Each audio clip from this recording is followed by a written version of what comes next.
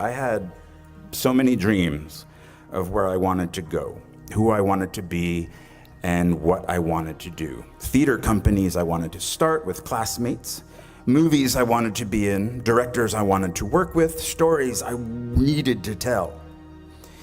It might take a little time, I thought, but it would happen. When I sat there, 22 years ago, what I didn't want to think about is where I would be tomorrow. What I would have to start to do tomorrow. And I graduated in 1991, a great year, a time of resurgence for independent films in this country, a time of relatively affordable rents in New York City. See, I assumed that I could make a living writing my plays, acting way off Broadway, and hopefully, one day, join the actors I loved and respected in those independent films. TV? Oh, what? No. What, are you kidding me? No, didn't even consider that. I had much more class than that. Much more self-respect than that. What I didn't have was cash, a bank account, a credit card, or an apartment. I packed the life that I knew with socks and a toothbrush into my backpack, and I slept on couch after couch after couch after couch at friends' apartments in New York until I wore out their rent-paying roommates' welcome. I didn't want a day job. I was an actor. I was a writer. I was a Bennington graduate. I had to get a day job. I dusted pianos at a piano store on Ludlow Street for 5 months. I worked on the property of a Shakespeare scholar for a year, pulling weeds and removing bees' nests. I went on unemployment once, but not for long. I couldn't handle the guilt. Eventually, I was able to pay rent for a spot on the floor of an apartment on the Lower East Side, but my roommate had a breakdown and disappeared. He later resurfaced in a religious cult. I helped hang paintings at galleries, paintings that inspire you to think, I could do that. And then, finally, after 2 years of job and couch surfing, I got a job in application processing as a data enterer at a place called Professional Examination Services. And I stayed for 6 years. 6 years. Longer than my time at Bennington. From the age of 23 to 29. Well, they loved me there. I was funny. I wore black, no cape, no tights. I smoked in the loading docks with the guys from the mailroom, and we shared how hungover we all were. I called in sick almost every Friday because I was out late the night before. I hated that job, and I clung to that job. Because of that job, I could afford my own place. So I lived in Williamsburg, Brooklyn. My rent was $400 a month. My dream of running a theater company with my friend and fellow Bennington graduate Ian Bell had died. I won't go into those details, but neither one of us had any business sense, and the theater we lived in, it had no heat or hot water. So Ian moved out to Seattle, and I moved up to the street, to my loft. And I still didn't have heat.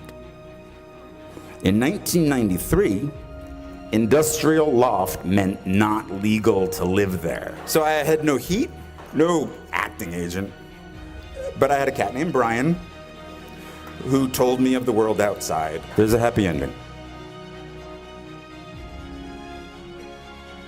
When I was 29, I told myself, the next acting job I get, no matter what it pays, I will, from now on, for better or worse, be a working actor.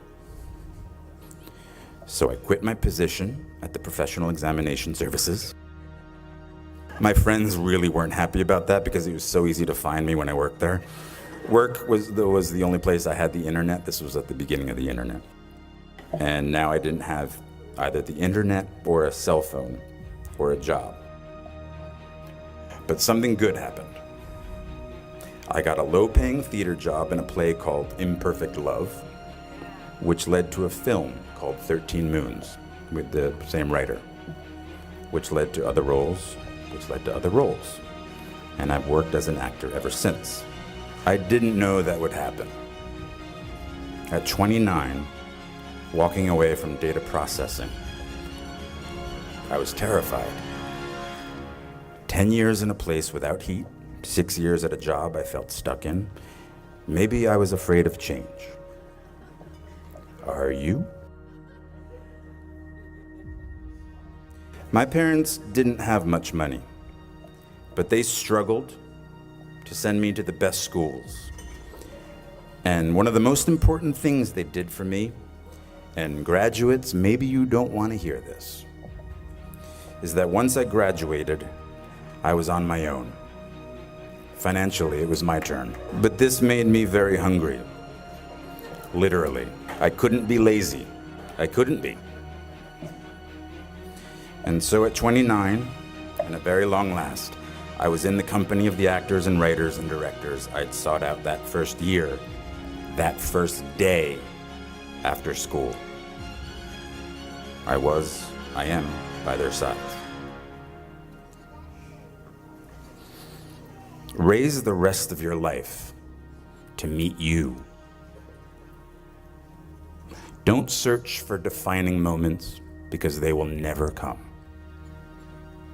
Well, the birth of your children, okay, of course. Forget about it. That's 6 months. My life is forever changed, and that's the most defining moment ever. But I'm talking about in the rest of your life, and most importantly, in your work.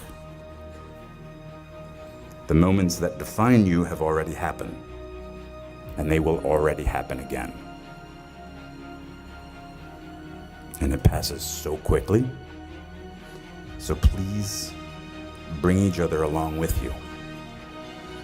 Everyone you need is in this room.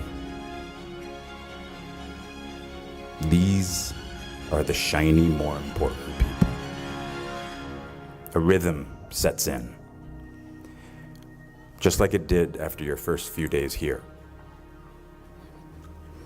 Just try not to wait until, like me, you're 29 before you find it. And if you are, that's fine too. Some of us never find it. But you will. I promise you. You are already here. That's such an enormous step all its own. You'll find your rhythm or continue the one you have already found.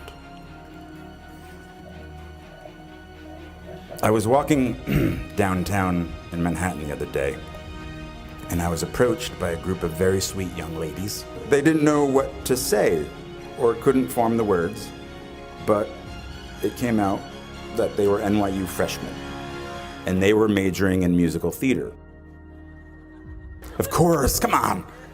They were like science majors. They were running after me.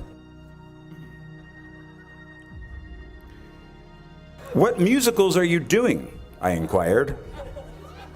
Well, one of them said, looking down at her shoes, we aren't allowed to be in plays our freshman year. Now, they were paying a very high tuition to not do what they loved doing. I think I said, well, hang in there. What I should have said was, don't wait until they tell you you are ready. Get in there. Sing. The world might say you are not allowed to yet. I waited a long time out in the world before I gave myself permission to fail. Please, don't even bother asking. Don't bother telling the world you are ready. Show it. Do it.